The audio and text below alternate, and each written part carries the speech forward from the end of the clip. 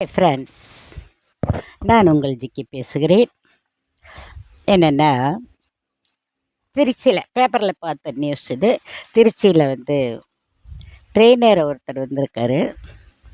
Train நின்று எப்படி பார்த்தாலும் ஒரு 10 நிமிஷமாவது நிற்கும், 5 நிமிஷமாவது நிற்கும். அது ஸ்லோவாக 5 நிமிஷமாவது நிற்கும். அதுக்குள்ளே இந்த மக்களுக்கு பொறுமை இல்லை. போய் அது நிற்கமுன்னே ஏற ஓடி இருக்கார் போல். அந்த ட்ரெயினுக்கும் அந்த பிளாட்ஃபார்முக்கும் கேப் என்ன இருக்கும், அந்த சின்ன கேப்புக்குள்ளே தவறி விழுந்துட்டார். அது போய் எப்படியோ அங்கே உடனே அங்கே இருப்பாங்கள்ல ரயில்வே போலீஸ், அவங்க ஓடி அவங்கள காப்பாற்றிட்டுருக்காங்க, பிழைச்சிட்ருக்கார். ஆனால் மக்களுக்கு ஏன் பொறுமை இல்லைன்னு தெரில. என்ன சொல்கிறது, நம்ம கொஞ்சம் நின்னதுக்கப்புறம் அதை ஏறலாம் இல்லையா? அவரை நம்பி ஒரு குடும்பம் இருக்கும், குட்டி இருக்கும், எவ்வளவோ இருக்கும். என்ன அப்படி முன்னாடி ஏறி உக்காந்து என்ன பண்ண போகிறோம்? ஏன் இப்படி எல்லாத்துலேயும் மக்கள் அவசரம், எங்கே போனாலும் அவசரம். முன்னாடி போய் நின்றுக்கணும்.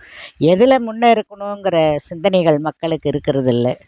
இது மாதிரி விஷயங்களுக்கு போய் முன்னே இருந்து உயிரை கொடுக்க கூட தயாராக இருக்காங்க. அப்படியெல்லாம் இருக்காதீங்க மக்களே. கொஞ்சம் பொறுமையை பேணி காருங்க. பொறுமையை கடைப்பிடிச்சிங்கன்னா இல்லை, வாழ்க்கையில் நிறைய விஷயங்களை நம்ம சாதிக்கலாம், சந்திக்கலாம். இது என்னோடய தாழ்மையான ஒரு வேண்டுகோளாக உங்கள்கிட்ட வைக்கிறேன். பொறுமையாக இருங்க. பொறுமைன்னா ட்ரெயின் போகிற வரைக்கும் பொறுமையாலாம் நினைக்காதீங்க. எப்படி இருந்தாலும் 5 நிமிஷம் நிற்கும் ட்ரெயின். இந்த ட்ரெயினுக்கு மட்டும் இல்லை, நிறைய இடங்களில் மக்கள் நிதானம் இல்லாமல், பொறுமை இல்லாமல் நிறைய விஷயங்களை இழக்கிறாங்கன்னா எல்லாத்துக்கும் சேர்த்து தான் சொல்கிறேன்.